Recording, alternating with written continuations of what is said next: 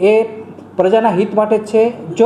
જો paver block નાખવામાં આવેલ છે એ જગ્યા પર જો વેપારીઓ પોતાનો સામાન ગોઠવશે તે સામાન જપ્ત કરવામાં આવશે અને ફૂટપાથ છે એ લોકોને ચાલવા માટે એકદમ ખુલ્લી રહે। રોડની તમે મુલાકાત લેશો તો તમને ધ્યાનમાં આવશે કે એ પેવર બ્લોકનું કામ જે કરવામાં આવ્યું છે એના કારણે એ શહેરની બીજી જગ્યાઓ પણ હશે કે જેનાથી વેપારીઓને દબાણ કરવાનો પૂરતો અવકાશ રહેશે। દબાણ મેં તમને કીધું દબાણ કરશે તેનો સામાન અમે જપ્ત કરી લઈશું અને રોડ વિથને ધ્યાને રાખીને પેવર બ્લોકનું કામ કરવામાં આવેલું છે।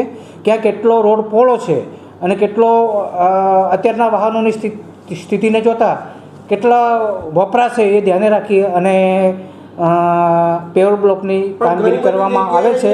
કેટલીક જગ્યાએ જો ભવિષ્યની અંદર જો ટ્રાફિક જામના દ્રશ્યો સર્જાશે અને રસ્તોની પહોળાઈ ઓછી પડશે તે પેવર બ્લોક ત્યાંથી ઉપાડી અને એને કદાચ એને પહોળાઈ ઓછી કરી અને બીજી અન્ય જગ્યાએ પેવર બ્લોકને વાપરવા એ રોડનું જે કંઈ પહોળાઈમાં રોડ છે એમાં ફૂટપાથ બનાવી કે વધારે રસ્તો પહોળો બનાવો એ બાબતનું આયોજન મહાનગરપાલિકા કરશે પણ જ્યારે એ નગરપાલિકાને સુપ્રત કરશે ત્યારની વાત છે।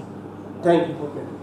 મનપાના ડેપ્યુટી કમિશનર શ્રી ગરેવાલ સાહેબ સાથે આણંદ શહેરના બિસ્માર રસ્તાઓ અંગે પૂછતા એમનો જવાબ સંતોષજનક લાગી આવતો નથી।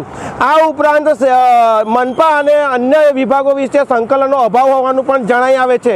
શહેરના દબાણો વિશે પૂછતા એમણે દબાણો પર જે જવાબો આપ્યા એ પરથી લાગી રહ્યું છે કે દબાણો હટાવવામાં અને દબાણોને નિયંત્રણ કરવામાં પણ તંત્રનું કોઈ મહત્ત્વની ભૂમિકા નથી। સાજિદ માલિક સાથે અલ્તાફ શેખ, દીવ મિરર ન્યૂઝ, આણંદ।